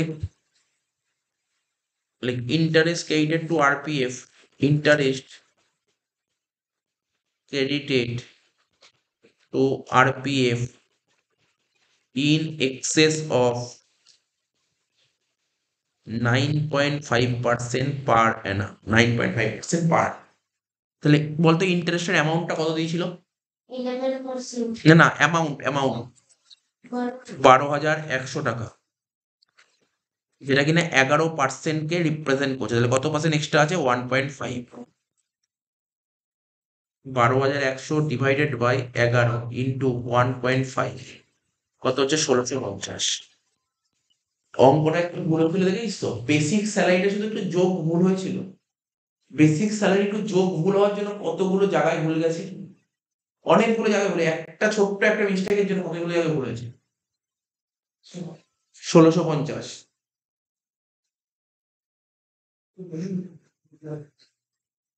হলো। এত বুঝে ক্লিয়ার হলো। এবার চলে আয় পারকিউজিটস, আন্ডার সেকশন 17 ক্লজ 2, ঠিক আছে। পর পারকিউজ কি বলেছে, সবার প্রথমে যে এখান থেকে পড়বো, হিজ থেকে, his employer provided him with the free use of motor car, তাকে কার প্রোভাইড করেছে, তার মালিক তাকে একটা কার দিয়েছে, কারের ক্যাপাসিটি কত ছিল? 20 এইচপি, ঠিক আছে। উইদাউট ড্রাইভার বলেছে, throughout the year, both private and official purpose. তো কিছু বলার দরকার। তাহলে এখানে কি হচ্ছে, কারের ক্যাপাসিটি 16 সিসি, 16 এইচপি ক্রস করেছে, নাম্বার 1। কারটা প্রোভাইড করেছে কে? মালিক। রানিং অ্যান্ড মেনটেন্যান্স এক্সপেন্সেসটা কিছু বলেছে, expenses paid by the, expenses কে পে করেছে কোশ্চেনে কিছু বলেছে? কোশ্চেনে কিছু বলে দেয়নি, এক্সপেন্সেস কে পে করেছে কোশ্চেনে না পরিষ্কারভাবে কিছু বলে দেয়নি। তাহলে এরকম অঙ্কের ক্ষেত্রে তোকে অ্যাজাম্পশন করতে হবে। দেখ ভালো করে বোঝ, ব্যাপারটা বোঝ। আমি বুঝিয়ে ইচ্ছে কারটায় ধর, আমি এখানে লিখছি ছোট করে, ওন্ট বলে দিয়েছে, ইউজ বলে দিয়েছে, ক্যাপাসিটি বলে দিয়েছে, রানিং অ্যান্ড মেনটেন্যান্স খরচা কে করবে এটা বলে দেয়নি। এটা বলে দেয়নি কে খরচা করবে। তাহলে কে খরচা করবে বলে দেয়, তাহলে তোকে কি করতে হবে? নোট করতে হবে। যে কে খরচা করেছে বলে দেয়, তাহলে নোট লিখতে হবে যে এ খরচা করেছে। কে খরচা করেছে বলবো, আমি ধরে নিচ্ছি এমপ্লয়ার খরচা করেছে। যদি এমপ্লয়ার খরচা করে তাহলে তো এখানে 2400 প্লাস 900 হবে, কারণ 20 এইচপি বলেছে। বুঝতে পারলি তো? নোট কিন্তু লিখতে হবে। কার, এখানে কার 2400, আচ্ছা 900 তো হবে না, কারণ ড্রাইভার দেয়নি, ড্রাইভার নেই। তাহলে 2400 ইন্টু 12, 2400 ইন্টু 12 করলে কত হবে? 28,800 টাকা। সঙ্গে সঙ্গে নোট করে নিন, আমরা পরে ভুলে যাবো না। মানে নিচে এখানে ওয়ার্কিং চলছে, সেখানে নোট করে দে,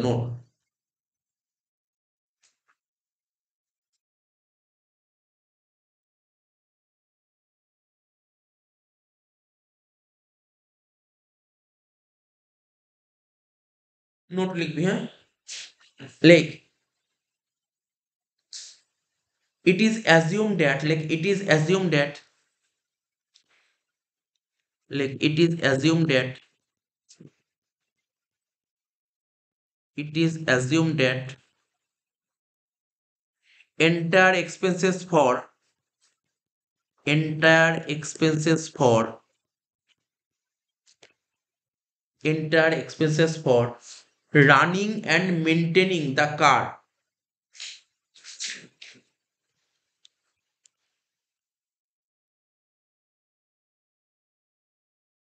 রানিং অ্যান্ড মেনটেনিং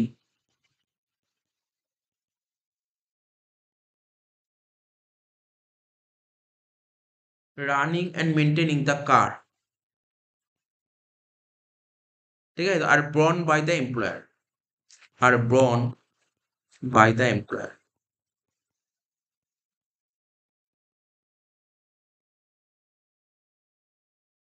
ঠিক আছে। কি বললাম, যেহেতু রানিং অ্যান্ড মেনটেনিং খরচাটা কে করেছে কোশ্চেনে বলে দেয়, তাই ধরে নিলাম এমপ্লয়ার করেছে, আর এমপ্লয়ার করেছে বলেই এখানে কত হলো 2400 ইন্টু 12 হলো। যদি এটা এমপ্লয় করতো তাহলে তো আগের অঙ্কটা দেখি 900 ইন্টু 12 হলো। যেটা ধরবি কোনো সমস্যা নেই। নেক্সট কি বলেছে দেখ পর, his employer paid LIC premium, employer এলআইসির টাকা পে করে দিয়েছে এমপ্লয়ার, ঠিক আছে তো, এমপ্লয়ার প্রফেশনাল ট্যাক্সের টাকা পে করে দিয়েছে, এমপ্লয়ার ইলেকট্রিক বিল পে করে দিয়ে, তিনটেই পে করে, তিনটেই পার্কেট সেলে, কি লিখবি প্রথমে একটা করে লিখ, এলআইসি প্রিমিয়াম, তোরা লিখবি LIC premium paid by the employer, পুরো কথাটা লিখতে হবে, হ্যাঁ, LIC premium paid by the employer. কত টাকা ছিল এলআইসি প্রিমিয়াম বল দেখি,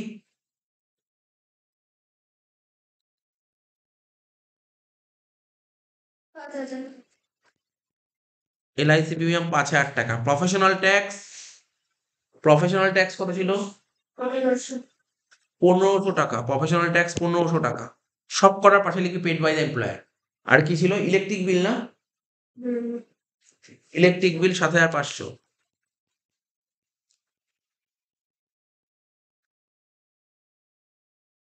সব কটা যোগ করে দে, শেষ হয়ে গেল। যোগ করলে এটা হবে, তাকে বলে গ্রস ইনকাম ফ্রম স্যালারি, যোগ করে এটা বেরোবে তাকে বলে গ্রস ইনকাম ফ্রম স্যালারি, যোগ করে যেটা বেরোবে তাকে বলে গ্রস ইনকাম ফ্রম স্যালারি, লিখিস তো, যোগ করে যেটা বেরোবে তাকে বলে গ্রস ইনকাম ফ্রম স্যালারি। প্রত্যেকে যোগ কর, দেখ কত কি বেরোচ্ছে, আমিও যোগ করি, 1,52,400 plus 91,440 plus 4,800 plus 4,877 plus 1,650 plus 2,88,00 plus 5,000 plus 1,500 plus 7,500, 2 কত পেয়েছে, 297967, 297967, এটা বলো গ্রস ইনকাম ফ্রম স্যালারি। এর থেকে মাইনাস করবো কি, ডিডাকশন আন্ডার সেকশন 60, প্রথমে লিখবো স্ট্যান্ডার্ড ডিডাকশন, কত টাকা পাওয়া যাবে, 50,000 টাকা, স্ট্যান্ডার্ড ডিডাকশন 50,000 টাকা। আর কি লিখবো বল, প্রফেশনাল ট্যাক্স, কত টাকা, কত, 2,400 দাঁড়া, তাহলে আগে ভুল বলেছিলি তো, দুটো দিয়েছি, দেখছি একটা 1,500 দিয়েছিল, একটা 2,400 দেখছি প্রফেশনাল ট্যাক্স কি বলেছিল,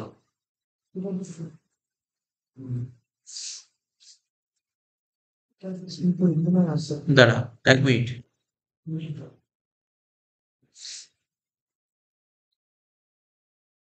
professional tax paid by the employer 1,500 টাকা, ঠিক আছে। না না, প্রথমে ছিল না, প্রথমে ছিল professional tax paid by the employer,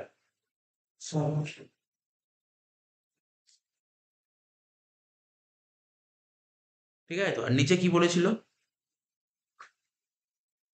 বলেছে in scale of pay annual professional tax is 2,400 টাকা। আচ্ছা, তাহলে এখানে 2,400, mister Das himself paid the balance of the professional tax. বলে দিই, মালিক প্রফেশনাল ট্যাক্সের টাকা কত দিয়ে দিয়েছে, 1,500 টাকা।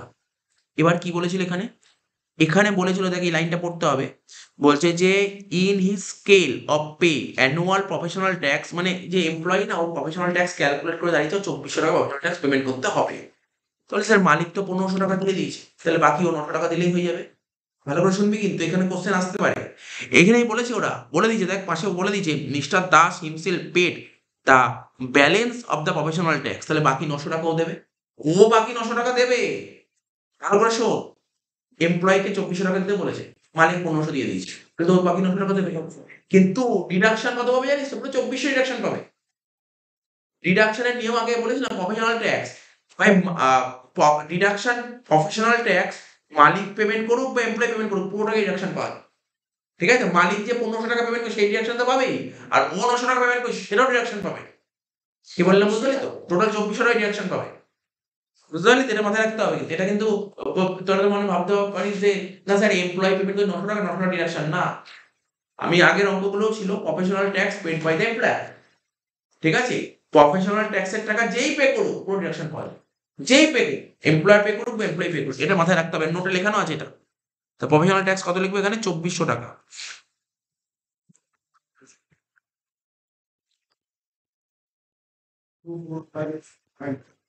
দু লাখ 45,500 700 2,45,500 700 567 245 567 এটা হচ্ছে ইনকাম ফ্রম স্যালারি হয়ে গেল। বোঝা গেল? অঙ্ক এখনো শেষ হয়নি, হ্যাঁ? 245 567 অঙ্ক বোঝা গেল দাদা অব্দি? জেনারেলি আগের অঙ্কগুলো এখানেই শেষ হয়ে যাচ্ছিল। এবার না কোশ্চেনটা পড়ছি, লাস্ট লাইনটা পড়, লাস্ট লাইন কোশ্চেনে বলছে he has not exercised option under section 115 BAC. এই 115 বাক মানে কি জানিস তো? এটাকে বলা হয় ওল্ড রেজিম। কি বললাম বুঝতে? পাশে লিখে দিলাম, এটাকে বলা হয় ওল্ড রেজিম। কি বললাম? এই যে বলছে he has not exercised option under section 115 BAC, মানে এই যে আমরা দুটো রেজিম হয়, একটা পুরনো রেজিম হয়, একটা নতুন রেজিম, একটা ওল্ড রেজিম হয়, একটা নিউ রেজিম হয়। আমরা কোন রেজিমে অঙ্ক করছি জানিস তো? আমরা সমস্ত অঙ্ক ওল্ড রেজিমে করছি। আমরা কোন রেজিমে অঙ্ক করি? ওল্ড রেজিমে অঙ্ক করি। যেমন আগের যে কটা অঙ্ক সব ওল্ড রেজিম, এই অঙ্কটাও তো ওল্ড রেজিমেই করলাম। এবং পরীক্ষার হলেও কিন্তু ওল্ড রেজিমই করবি, কিন্তু চিন্তা নেই, ওল্ড রেজিমই করবি। আমি আগের দিনেও বারবার বলেছি ওল্ড রেজিমই করবো। ঠিক আছে তো? লাস্টে কি বলেছে? তাহলে ওল্ড রেজিম কিন্তু করে দিয়েছি আমি। এবার বলেছে, ওরা জানতে চেয়েছে, বলছে এটা যদি নিউ রেজিম হয় তাহলে কি হবে? ঠিক আছে, বলছে এটা যদি নিউ রেজিম হয় তাহলে কি হবে? ভালো করে কোশ্চেনটা পড়ে নে, দেখ এখানে কি বলেছে, সেকেন্ড পয়েন্টটা কি বলেছে?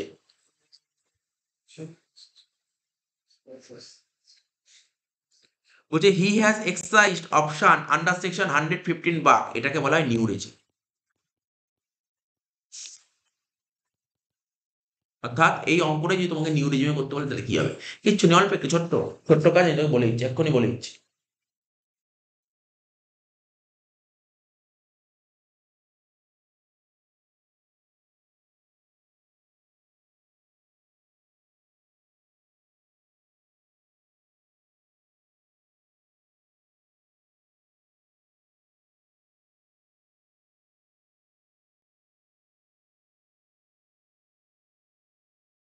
যে ট্যাক্সেশনটা চলে না আমাদের দেশে, দুটো রেজিম এখন বর্তমানে, দুটো রেজিম চলছে, একটা হচ্ছে ওল্ড রেজিম আর একটা হচ্ছে নিউ রেজিম। ঠিক আছে, একটা হচ্ছে ওল্ড রেজিম, একটা নিউ রেজিম, আর আমরা সবসময় ফলো করি ওল্ড রেজিমে। ঠিক আছে, নিউ রেজিম ফলো করি না। ওল্ড রেজিমটাকেই বলে নর্মাল রেট অফ ট্যাক্সেশন। ঠিক আছে তো?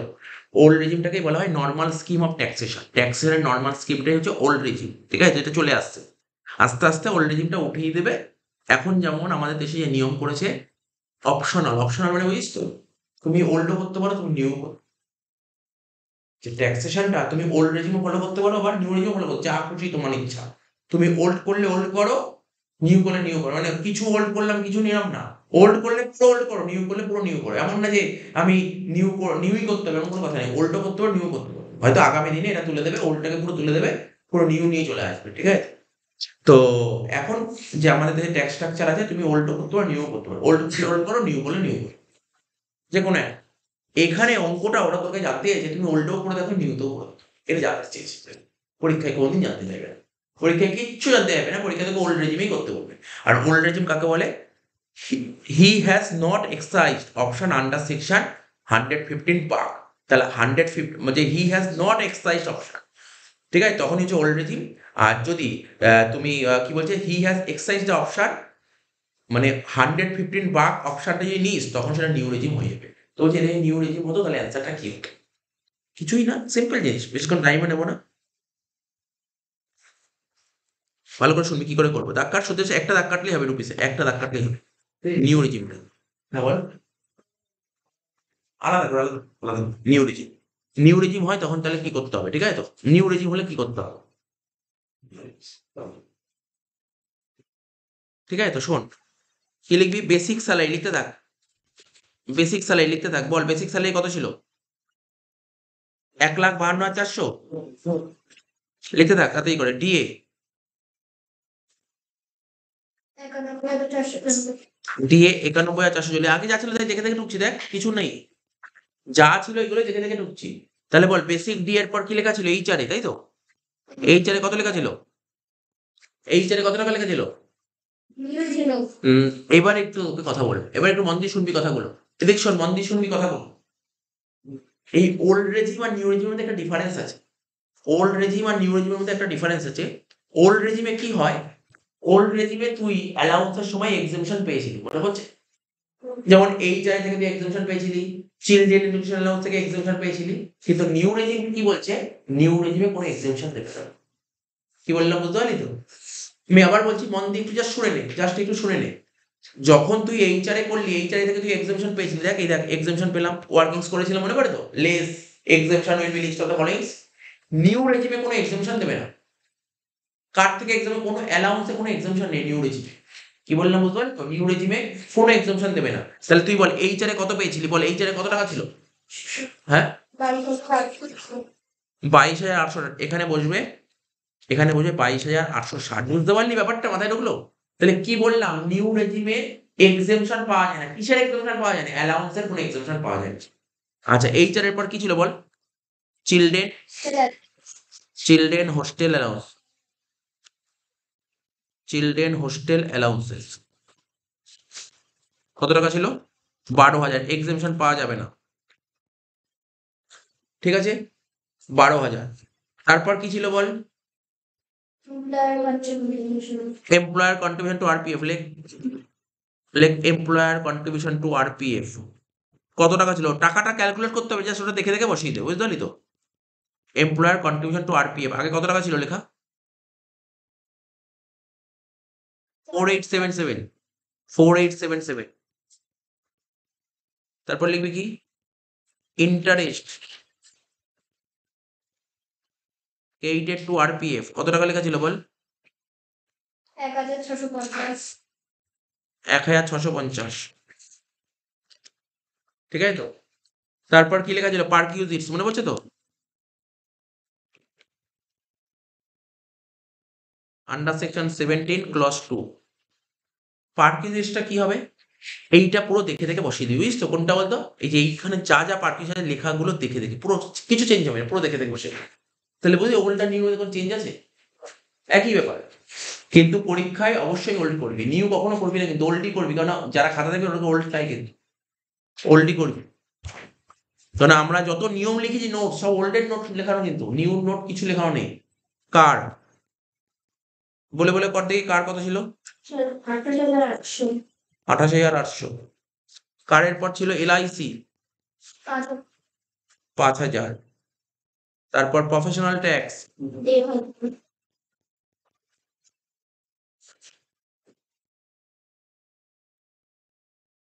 দেড় হাজার। আরেকটা কি ছিল? ইলেকট্রিক বিল কত টাকা? যোগ কর, যোগ করে বল কত হচ্ছে? 3,28,027। 3,28,027। হুম। যাই হোক, যেটা বেরোলো তাকে বলে গ্রস ইনকাম ফ্রম স্যালারি, যেটা বেরোলো তাকে বলে gross income from salary.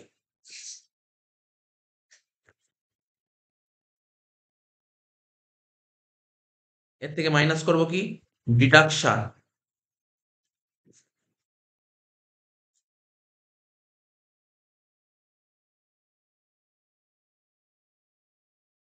Under section 16 একটাই ডিডাকশন পাওয়া যায় এখানে, কিন্তু প্রফেশনাল ট্যাক্সের ডিডাকশন পাওয়া যায়নি। কি বললাম? প্রফেশনাল ট্যাক্সের ডিডাকশন পাওয়া যাবে না। একটাই ডিডাকশন, সেটা 50,000 টাকা, স্ট্যান্ডার্ড ডিডাকশন 50,000। 2,78,027। 2,70,000 8,027। এটাকে বলা হয় ইনকাম ফ্রম স্যালারি। অঙ্ক শেষ।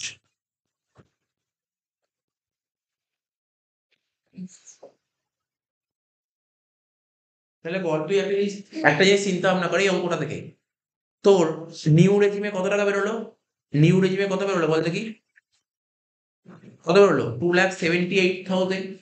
আমি রাউন্ডেই বলি 2,78,000 27 টাকা বাদ দিয়ে 2,78,000 আর ওল্ড রেজিমে কত বেরিয়েছিল 2,45,000 দেখ ভালো করে বোঝার চেষ্টা কর তুই যদি ওল্ড রেজিম করিস তাহলে তোর 2,45,000 টাকা ইনকাম হচ্ছে তাহলে 2,45,000 উপর ট্যাক্স দিতে হবে তুই যদি নিউ রেজিম ফলো করিস তখন তোর 2,78,000 টাকার উপর ট্যাক্স দিতে হবে তুই কোনটার উপর ট্যাক্স দিবি ওল্ড না নিউ ওল্ডটা বেটার দেখলাম ওল্ডটা বেটার হলো তাহলে আমি ওল্ডই ফলো করবো কি বললাম বুঝতে পারলি তো তো যাই হোক তত কিছু জেনে লাভ নেই এখানে অঙ্কটা দিয়েছিল তাই করে দিলাম দরকার নেই আমরা ওল্ডটাই ফলো করবো শেষ হয়ে গেল অঙ্ক